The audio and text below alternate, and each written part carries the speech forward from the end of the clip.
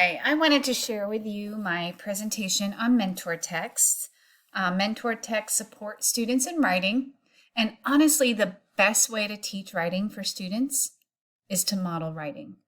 And all teachers do a wonderful job with that. They're modeling writing, they're thinking loud through the process, and I did that myself in front of my sixth graders. I would be typing and writing and showing it up on the screen as I worked through a writing piece. However, that's limited. I'm only so good as a writer, and my style is limited.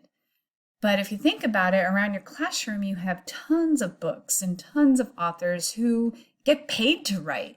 And so why not use them as models for writing rather than just sticking with yourself?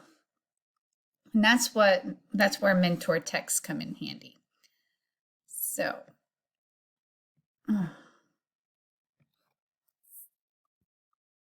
all right. We all need mentors in our lives, those knowledgeable others who help us learn how to be teachers, mothers, musicians, athletes, who help us do what we could not do before on our own. So too do our young writers need mentors. I think of this like dancing. When you learn how to dance, you start watching other people, kind of mimicking them. And then eventually, as you get more practice and become more comfortable, you develop your own style of dancing. That's kind of what mentor texts do for writers. It starts out with, you kind of beg and borrow some of those styles and sentence frames from authors, and then eventually you're confident enough to have your own style. So what is a mentor text? It's basically any example of outstanding writing. It's a piece of literature that you can return to and reread for many different reasons. Read it over and over again, looking at different viewpoints from it. Mentor texts are to be studied and then imitated. It helps students take risks and try out new strategies. And remember, these are strategies that all of these different authors have tried and used, where you yourself, as modeling the writing, might not have thought of. And mentor texts help students make powerful connections to their own lives. And really, for you, it's a new way of looking at a text. You're now reading a book through the lens of a writer. You start looking at like, ooh, what has the author done here? You start noticing organization and word choice and sentence structure. It's kind of crazy because really, once you get started, you never look at a book the same way. You pick it up and you're like, oh man, I could really teach persuasive writing with this. Or, oh, this is a great book for word choice. And you start creating your own database of mentor texts that you want to use, especially once you've been in the same classroom for a while. In addition to writing standards, using mentor text covers several reading standards because you're doing close reading. You're really analyzing text. You're looking at the technical word choices and how they shape meaning and tone, and specific sentences relate to each other. So there's a lot of reading standards also involved when you use this strategy. So when you have to find a mentor text, the first thing you have to decide is, what is the goal of your lesson? If you looked at the writing standards, you'll notice a lot of them are focused on genre. That you could be writing a narrative, an informative essay, a persuasive essay, maybe a research report, or maybe the focus of your lesson is a particular trait, like one of the 6 traits like ideas or organization, sentence fluency, or conventions. And so once you determine what the purpose of your writing lesson is, then you decide on the best mentor text or texts that will support your lesson. The good news is many people have already come up with these lists for you. You can Google mentor text for organization or mentor text for persuasive writing, and lists will come up. Pinterest is your friend. If you even look at my Pinterest, I have several things pinned about mentor texts for certain aspects of writing. So you don't necessarily have to recreate the wheel, but you'll find that as you're looking through books, just as your job as a teacher, you'll pick up on ways to use that book in writing lessons. You start thinking about ooh, how is this organized? Or, ooh, I love the sentence variety in this. Or, oh man, that was a great use of imagery. And you start thinking about these books and start writing them down to use in future writing lessons.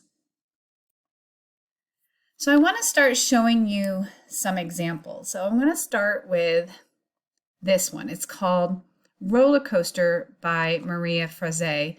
And I'm going to play this little video for you because I think she does a good job explaining it. Here you go.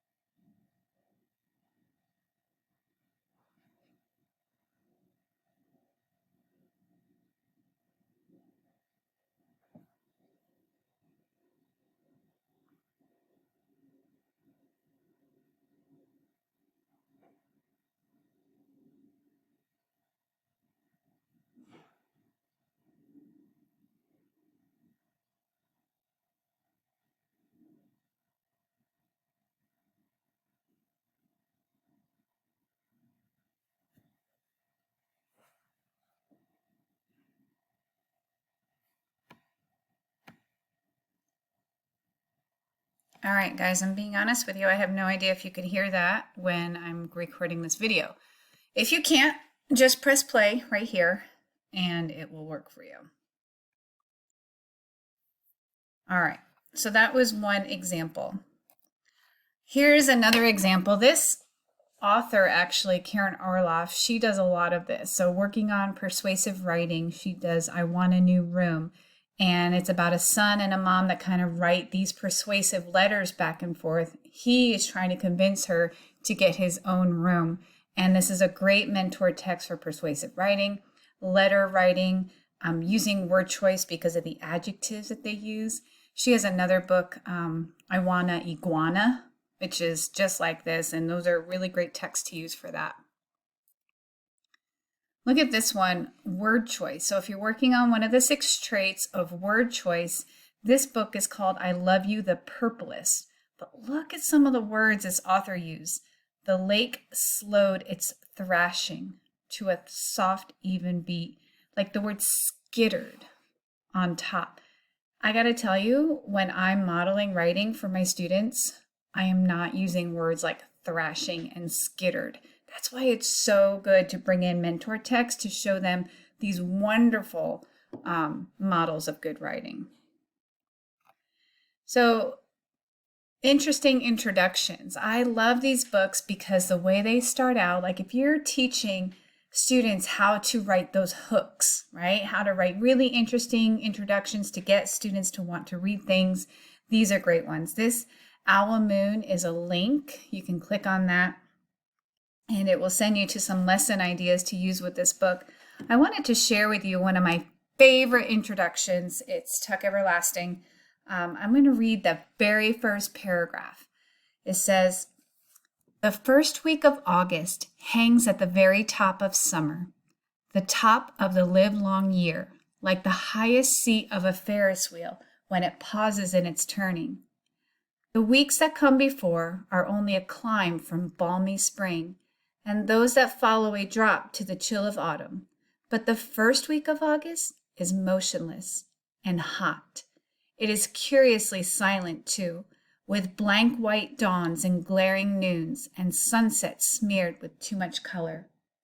Often at night there is lightning, but it quivers all alone. There is no thunder, no relieving rain. These are strange and breathless days, the dog days, when people are led to do things they are sure to be sorry for after. Isn't that just amazing? I mean, again, I could never come up with that on my own, so that's why I resort to mentor text. You can also use mentor text to teach punctuation. You remember all those grammar worksheets you did as a student?